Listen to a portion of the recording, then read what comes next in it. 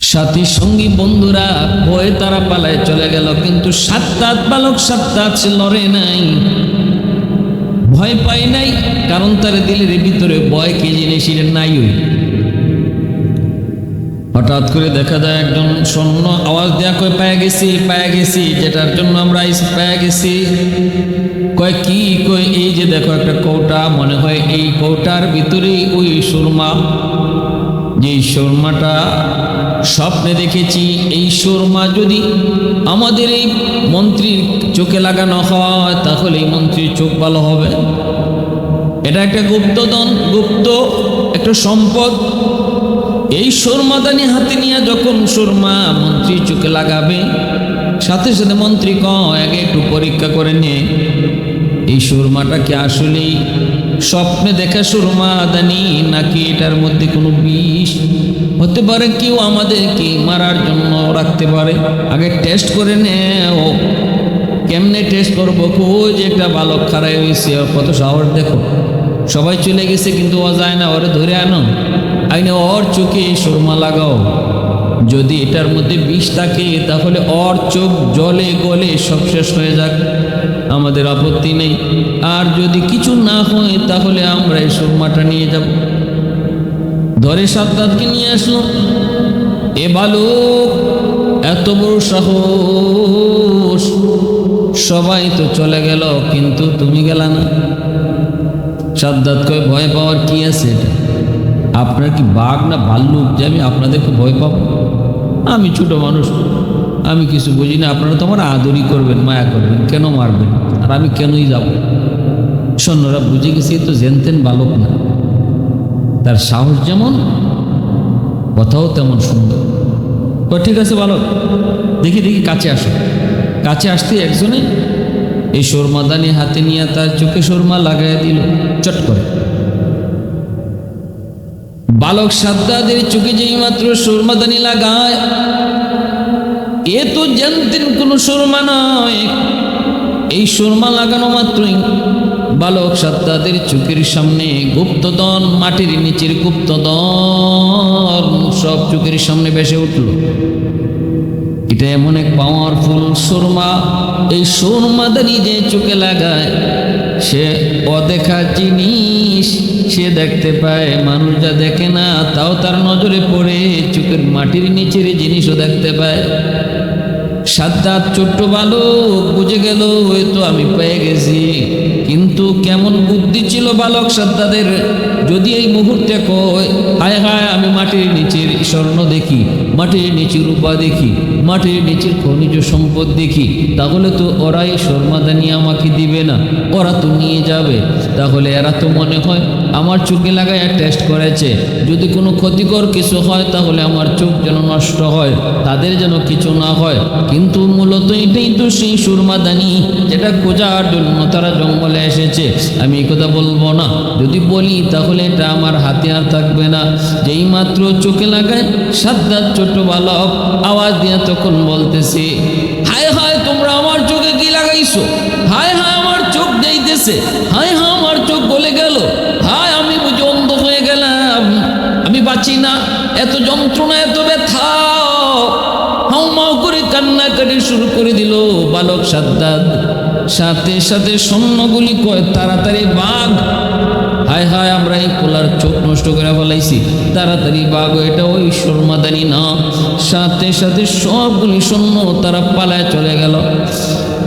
এই দিকে যাওয়ার পর বালক সাদ্দাত ওই সুরমাদানি নিয়ে বাবার কাছে আইসা কয় বাবা জান পেয়ে গেছি। কয় কি? কয় সুরমাদানি। কয় বাবা ওইগুলো ঘটনা, ওরা চাইছিল কি আর হয়েছে কি? বাবা এই সুরমা চোখে লাগাইলে পরে আমি সব দেখতে পাই। এবার গোত্র প্রধান অবাক, সেও তো খুশি, সবাই খুশি। গোত্র প্রধান বাবা ছেলেকে নিয়ে বলতেছে বাবা তাহলে চলো তোমার চোখে সুরমা লাগায় আমরা হাঁটবো, তুমি শুধু কোথায় কি আছে কইবা, আর বাকিটা আমরা উদ্ধার করবো। অল্প দিনের ভিতরেই এই সাদ্দাদের এই সুরমার উসিলায় অল্প দিনের ভিতরে এই গোত্রের মানুষগুলা তারা সবাই ধনী হয়ে গেল, সম্পদের অভাব নাই। সবার ঘরে ঘরে স্বর্ণ রূপা অলংকার, অল্প দিনের ভিতরে প্রাচুর্য দেখা দিল। কিছুদিন পর ওই গোত্র প্রধান সে মারা যায়। কে হবে তাদের সর্দার? তখন এক বাক্যে সবাই, বালক সাদ্দাদার তখন বালক নাই, সে তখন যুবক হয়ে গেছে। গোত্রের সবগুলি মানুষ এক বাক্যে সাদ্দাতকেই তারা আবার সর্দার বানায়।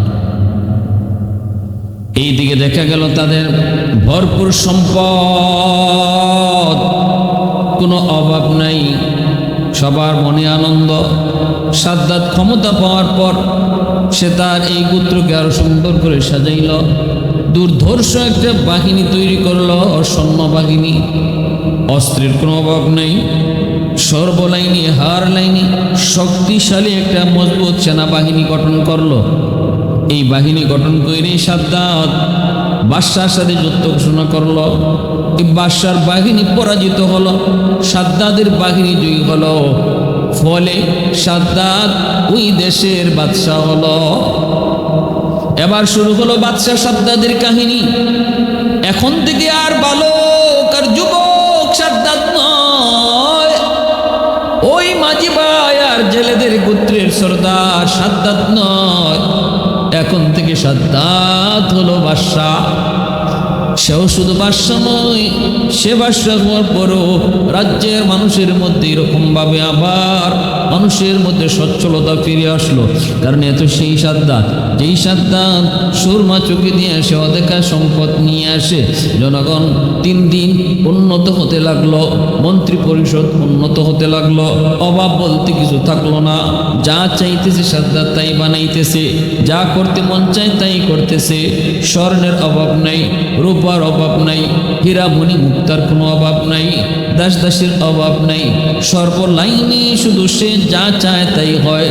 এইভাবে দিন যায় রাত যায়, এক পর্যায়ে সাদ্দাত এতটাই অহংকারী হয়, মন্ত্রীদেরকে একদিন ডাইকা বলতেছে, এই মেয়ে শোনো, আমি যা চাইতেছি তাই তো হইতেছে, আমি যা করতেছি তাই তো পারতেছি, এবার একটু কৌত দেখি আমি কি শুধু বাদশা নাকি আমি খোদাও? মন্ত্রীরা তারা পাঁচাটা গোলাম। মন্ত্রীরা কয়, জাহাপানা আপনি তো বাদশা শুধু না, আপনি নিজে খুদাও। আপনি বাদশাকে বলছে আপনি খুদাও, এরকম কিছু বাচ্চাটা গোলাম সব রাজা বাদশার দরবারেই থাকে। জি হুজুর কই না, বাদশায় খারাপ করুক আর ভালা করুক, বাদশায় মানুষ মারুক আর গুম করুক, বাদশায় খুন করুক আর আসমানে তুলুক, কিছু পাঁচাটা গোলাম যারা বাদশারে, যারা সরকারকে সতর্ক না কইরা শুধু জি হুজুর কইয়া বিপদে হালায়। এটা আমাদের চোখের সামনে।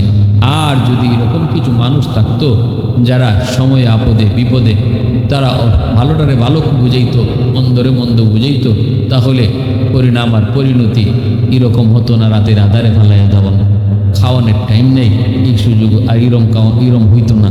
আমরা দেখেছি অতীতের ইতিহাস, যে সকল বাদশারা মুঘল সম্রাটের আমল দেখেন, আজ ভারতবর্ষ শাসন করেছে মুসলমানরা 700-800 বৎসর। সেখানে আমরা দেখেছি, ইতিহাস দেখেছি, বাদশারা উলামায়ে কেরামকে তারা সম্মান করেছে, উলামায়ে কেরামকে রাজদরবারে রাখছে, তাদের পরামর্শ নিয়ে চলছে। উলামায়ে কেরাম তারা সত্যকে সত্য বলছে, মিথ্যাকে মিথ্যা বলছে। উলামায়ে কেরাম তারা ভালোকে ভালো কইছে, মন্দকে মন্দ কইছে। উলামায়ে কেরাম কখনো সরকারকে শাসাইছে, কখনো সরকারের প্রশংসা করেছে, যেটা ভালো ভালোটার প্রশংসা করেছে, মন্দটা শাসাইছে। যে বাদশাহী, যে সরকারি উলামায়ে কেরামকে প্রাধান্য দিবে, উলামায়ে কেরামের পরামর্শ নিয়ে চলবে, ভালো মন্দ তাদের পরামর্শ নিবে, তাদেরকে আল্লাহ পাক বিপদ আপদ থেকে হেফাজত করবে। কারণ আলেম উলামার ব্রেইনে আল্লাহ কোনো দুনিয়ার জ্ঞান শুধু রাখেন নাই, আসমানি জ্ঞান উলামায়ে কেরামের জেহেনে আল্লাহ রাখছেন। দুনিয়ার এই উকিল ব্যারিস্টার এরা তো দুনিয়ার জ্ঞান লয়া চলে, কিন্তু উলামায়ে কেরামের ব্রেইনে আল্লাহ পাক দুনিয়ার জ্ঞান এবং আখিরাতের জ্ঞান, দুনিয়ার জ্ঞান এবং আসমানি জ্ঞান, এই দুইও জ্ঞান আল্লাহ আলেমদেরকে দিয়েছেন। এজন্য তারা পরিষ্কার দেখতে পায় কোনটা খারাপ আর কোনটা ভালো। যারা আলেমদের পরামর্শ নেয় তারা বিপদ থেকে বাঁচে। আমার ভাইয়েরা বন্ধুরা, বাদশা সাদ্দাত মন্ত্রী পরিষদ সবাই বলল, আপনি তো খোদা। এবার নিজের এসে খোদা দাবি করবে। তখন পয়গম্বর হুদ আলাইহিস সালামের জমানা শুরু হয়েছে।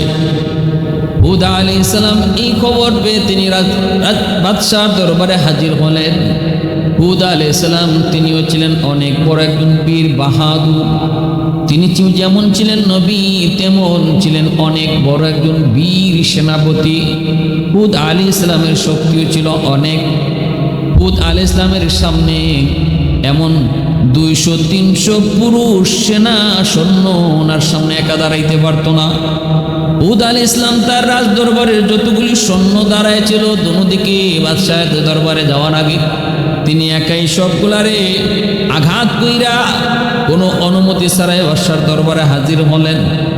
এবার মন্ত্রী পরিষদ সবাই তো অবাক, একজন দরবেশ কিভাবে এসে ঢুকে পড়ল, যে সৈন্যগুলা পাশে দাঁড়ায় ছিল সব মাটিতে পড়ে কাতরাইতেছে। ঘটনা কি এত শক্তি করতে, সবাই তো নীরব। বাদশাহ মন্ত্রীরা কয়, যাবো না, এত বড় স্পর্ধা একদম দরবেশের, আপনি অনুমতি দেন আমরা তারে শোয়াই দিই। বাদশাহ কয়, আমি যা দেখি তোমরা তা দেখো না। তোমরা মনে করতেছো সাধারণ একজন দরবেশ, কিন্তু আমি দেখতেছি তার ক্ষমতা, তার কি পরিমাণ, তার গায়ে কি পরিমাণ শক্তি, এটা আমি দেখতেছি। কারণ নবী পয়গম্বর বলি আল্লাহগণ, আল্লাহর পেয়ারা বান্দাগণ, তাদের সাথে আল্লাহ পাকের অদৃশ্য কুদরতি হাত থাকে। আল্লাহ পাকের অদৃশ্য কুদরতি হাত থাকে। যদিও তাদেরকে দেখতে নরম মনে হয়, কিন্তু তাদের সাথে আছে এক শক্তিশালী হাত। সে হাতটা কার? আল্লাহ পাকের হাত। বাদশাহ কয়, সাবধান, সামনে আগাবি না। কি ব্যাপার একটু বলেন। নবী বলতেছেন, আমি শুনেছি আপনি নাকি নিজের খোদা দাবি করেন। চোখে দেখা যায় যদ্দূর অদ্দূর পর্যন্ত মহল আপনাকে আল্লাহ দিব, রাজত্ব দিব। জান্নাত ছোটখাটো একটা ঘরের নাম নয় গো, চোখে দেখা পরিমাণ জায়গা লইয়া জান্নাত। সেই জান্নাতটাকে আল্লাহ সাজাইছে মনের মতো করে, স্মরণের ইট বাড়ি, হীরামণি মুক্তা দিয়া আর মেশকে আম্বরের দিয়ে আল্লাহ পাক জান্নাতটারে বানাইছে। বিভিন্ন জান্নাতের ভিতরে এরকম লেখ দিয়েছে, দুধের নহর, পানির নহর, মধুর নহর, এরকম নহর দিয়ে দিয়ে আল্লাহ সাজাইছে। বিভিন্ন রকমের ফল ফ্রুটের বাগান রাখছে এই জান্নাতের ভিতরে। হুর গিলমান আল্লাহ রাখছে। ইয়াতুফুনা আলাইহিম বিলদান মুখাল্লাদুন বিআকওয়াবিন ওয়া আবারিকা ওয়া কাসিম মিন মাঈন লা ইউসাদ্দাউনা আনহা ওয়া লা ইউনজিফুন ওয়া ফাকিহাতুন ওয়া মিন ওয়াফাকিহা। আল্লাহ পাক সূরা ওয়াকিয়া এবং সূরা রহমানের মধ্যে আল্লাহ পাক জান্নাতের বিবরণ পুরাপুরি দিয়েছেন। যে জান্নাতের ভিতরে আল্লাহ পাক ফলমূলের বাগান যেমন দিয়েছে, এরকম লেক আল্লাহ পাক রাখছে। বিভিন্ন পশু পাখি সব কিছুর সমাহার আল্লাহ পাক জান্নাতের ভিতরে রাখছে। এই কথাগুলা যখন আল্লাহর পয়গম্বর হুদ সাদ্দাদের সামনে জান্নাতের বিবরণ তুলে ধরেছেন, তখনই সাদ্দাত কয়, তাহলে আমি যদি এরকম জান্নাত বানাইতে পারি, তাহলে তোমার আল্লাহর বানানো জান্নাতে আমার কেন যেতে হবে? আমি আমার নিজের বানানো এমন জান্নাতে যাব? আল্লাহর কাছ থেকে জান্নাত এনে জান্নাতে যাওয়া লাগবে না। আমি কি কম পারি? দুনিয়া আমার কি নেই? কোথায় কি স্বর্ণ চাও, কদ্দুর চাও তুমি বলো, কদ্দুর রূপা চাও বলো, আমি জান্নাত বানায়া দিই, তোমরাই জান্নাতে থাকো। এত বড় বেয়াদবি আল্লাহর পয়গম্বর হুদ আলাইহিস সালামের সাথে করলো। হুদ আলাইহিস সালাম তারে সতর্ক করে চলে আসলেন। এরপর সাদ্দাত হুকুম জারি করলো, রাজ্য জুড়ে কোথায় স্বর্ণ আছে, কোথায় রূপা আছে, সব একত্রিত করো। সৈন্যরা ঘরে ঘরে তল্লাশি শুরু করলো। আর হুকুম জারি করলো, একটা জায়গা বের করো। তুরস্ক আর্মেনিয়া সহ একটা জায়গা ৭,০০০ দৈর্ঘ্য আর ৬,০০০ প্রশস্ত একটা জায়গা বের করে ওই জায়গাটাতে জান্নাত বানাইবার, সাদ্দাদের বেহেশত বানাইবার জন্য তারা জায়গা ঠিক করলো। কোথায়? তুরস্ক। ভাইয়েরা বন্ধুরা, আর সে বলল, আমি 200-300 বছর লাগাইয়া আমি জান্নাত বানাবো। আর 200-300 বছর ওই সময়ের জন্য কোনো বয়সই না। ভালো করে জানা রাখতে হবে, এটা নূহ আলাইহিস ইসলামের আগের জমানার ঘটনা। নূহ আলাইহিস ইসলামের আগের জমানার মানুষগুলা তারা গড় হায়াত ছিল 150 বছর, 1500 বছর, 2000 বছর, এটা গড় হায়াত। 1500-2000 বয়স পেতে একজনে, এই হিসাবে 200 বছর 250 বছর এই খেলাধুলা করতে যেত। এই যে আমরা হাঁটা শিখতে শিখতে এই 200 বছর চলে যেত। তো এই হিসাবে বাসা সাতটা দেখো 200-300 বছর লাগাইয়া আমি এরকম জান্নাত বানাবো। সারা দুনিয়া থেকে এরকম স্বর্ণ রূপা হীরা মণি মুক্তা একত্রিত কইরা দিনের পর দিন বছরের পর বৎসর লাগাইয়া তার মনোমুগ্ধকর সেই জান্নাত, সেই বেহেশত সাদ্দাত বানাইল। হাজারো হাজারো শ্রমিক, যেখানে যেদিকে দেশের পৃথিবীর যেখানে যে শ্রমিক পাওয়া গেছে, শ্রমিক অন্য কাজে লাগাই দিছে। সাদ্দাত তার শখের জান্নাত, শখের বেহেশত তৈরি করলো। শখের বেহেশত তৈরি করে এবার সাদ্দাত সে কাজ সবকিছু সমাপ্ত হওয়ার পর তার বাহিনী সেনাপতি যায় বলল, জাহাপনা, আপনার শখের জান্নাত, আপনার শখের বেহেশতের কাজ সমাপ্ত হয়েছে। সমাপ্ত হওয়ার পরে সুন্দর করে সাজানো হয়েছে, রংমহল রাখা হয়েছে, নাচ গানের ব্যবস্থা করা হয়েছে, পৃথিবী থেকে সুন্দরী সুন্দরী নারীদেরকে জমানো করা হয়েছে, ছোট ছোট বালকগুলোকে গুলমান বালায় রাখা হয়েছে। অর্থাৎ হুদ আলাইহিস ইসলাম জান্নাতের বিবরণ যা দিয়েছিলেন সাদ্দাত তাই তার জান্নাতে রাখছে। আজকে সাদ্দাত তার বিশাল বাহিনী নিয়ে এসে ঢুকবে, পিছনে বিশাল বহর নিয়ে আসে জান্নাতের কাছাকাছি চলে গেল, তার বেহেশতের কাছাকাছি। হঠাৎ করে সাদ্দাত দেখতে পেল তার ঘোড়ার সামনে অপরিচিত একজন মানুষ ঘোড়া আটকায় দিছে। সাদ্দাত ধমক দিয়া বলতেছে, কে তুমি? এ ফকির, এত বড় দুঃসাহস, আমার ঘোড়ার সামন থেকে সরে পড়ো, আমাকে আটকে দেওয়ার কে তুমি? তাড়াতাড়ি সরে পড়ো। ফকির বলতেছে, জাহাপনা, ঘোড়ার পিঠ থেকে আপনি নামেন, আপনার সাথে কানে কানে কিছু কথা বলবো। সাদ্দাত কয়, এত বড় সাহস? সাহসের কিছু নাই, রাস্তা দিব না, আপনি নামেন। সাদ্দাত ঘোড়ার পিঠ থেকে নামলো, কানে কানে যায় বলতেছে, আপাকে আপনি চিনেন? সাদ্দাত কয়, আমারে চিনেননি। সাদ্দাত কয়, আমারে চিনেননি? মালাকুল মউত আজরাইল কয়, আমি তো তোমারে চিনি, আমারে চিনেননি। আপনি কেডা? মালাকুল মউত আজরাইল বলেন, আমাকে পৃথিবীতে যতজনে চিনছে কেউ দুনিয়াতে নাই। যে ওই আমারে চিনছে সে ওই জায়গা, যে ওই আমারে চিনে সে ওই বিদায় নেয়। অতএব আমারে এই জমিনে কেউ চিনে না, যতজনে চিনছে কেউ দুনিয়াতে নাই। কে আপনি? আমি মালাকুল মউত আজরাইল। সাদ্দাত অবাক হয়ে গেল, শরীর কাঁপা শুরু হয়ে গেল। আজরাইল, মস্কারি করো না, মস্কারি করো না, আমার এই মুহূর্তে জান নেওয়ার কোনো টাইম না। একটু সময়ের ভিতরেই আমি আমার শখের জান্নাত আর বেহেশতের ভিতরে যায় ঢুকবো। মালাকুল মউত আজরাইল কয়, আমি আজরাইলের কাছে সময় নাই। আল্লাহ পাক যখন যে টাইমে যখন যারে আদেশ করে ওখানেই তার জান কবজ করে নিতে হয়। রেডি হয়ে যাও। সাদ্দাত কয়, দেখো এমনটা করো না, বিশাল বাহিনী কিন্তু আমার পিছনে আছে। মালাকুল মউত আজরাইল তিনি বলেন, জাননি পৃথিবীতে আল্লাহ যত মাখলুক বানাইছে আমারে বানাইছে সবচেয়ে গুসার রাগ দিয়া। আমি আজরাইলকে আল্লাহ সবচেয়ে বেশি গুসার রাগ দিয়ে আল্লাহ বানাইছে। তুমি একটু পিছনে তাকায় দেখো তোমার বাহিনী আসেনি। সাদ্দাত পিছনে তাকায় দেখে একজনও নাই, সব ভাগছে, কেউ পিছনে নাই। কয়, ভাই আজরাইল একটু সুযোগ দাও, একটু সুযোগ, আমি শুধু ভিতরে ঢুকবো আর ঢুকি বের হয়ে আসবো। মালাকুল মউত আজরাইল কয়, সাবধান, এক পা ভিতরে ঢুকাইছো, আরেক পা ঢুকানোর সুযোগ নাই। আল্লাহর নির্দেশ এখনই তোমার জান কবজ করা। মুহূর্তের ভিতরে জান কবজটা করে মালাকুল মউত আজরাইল নিয়ে গেলেন।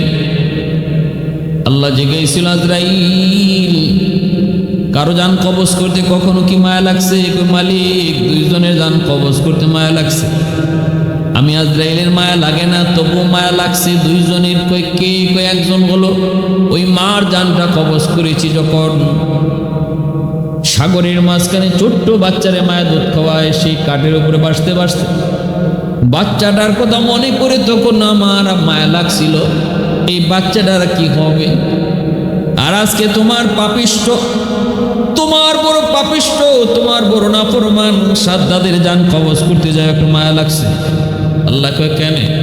কয় এতদিনের শখের জান্নাতটা একটু দেখবো, বেচারা একবার ঢুকাইছে, তুমি দেখতে সুযোগ দিলা না, এজন্য মায়া লাগছে। আল্লাহ কয় আজরাইল ওই দিনের শিশু, যে শিশুর মায়া লাগছে, শিশুর কারণে তোমার মায়া লাগছিল মহিলার জান কবজ করতে, ওই শিশুই হলো আজকের এই সাদ্দাত। কুলিল্লাহুম্মা মালিকাল মুলকি তুতিল মুলকা মান তাশা ওয়া তানজিউল মুলকা মিম্মান তাশা ওয়া তুইজ্জু মান তাশা ওয়া তুযিল্লু মান তাশা বিয়াদিকাল খায়র ইন্নাকা আলা কুল্লি শাইইন কাদির। সকল ক্ষমতার মালিক কে? আল্লাহ। ইজ্জত দেওয়ার মালিক কে? আল্লাহ।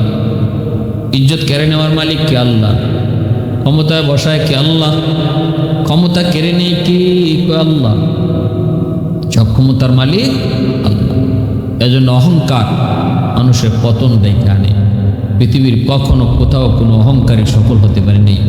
আত্তাকাব্বুরু রিদাই, আল্লাহ বলেন অহংকার আমার পোশাক, এটা নিয়ে কেউ টানাটানি করো না। অহংকারী কখনো সফল হতে পারে না, বিনয়ী সফল হয়। মান তাওয়াযা লিল্লাহ রাফাহুল্লাহ, যে আল্লাহর সামনে মাথা নত করে আল্লাহ তার উঁচু বানায়, আর যে মাথা উঁচু করে হাঁটে আল্লাহ তার সময় মাথা নিচু করায়। আল্লাহ আমাদেরকে বুঝার তৌফিক দান।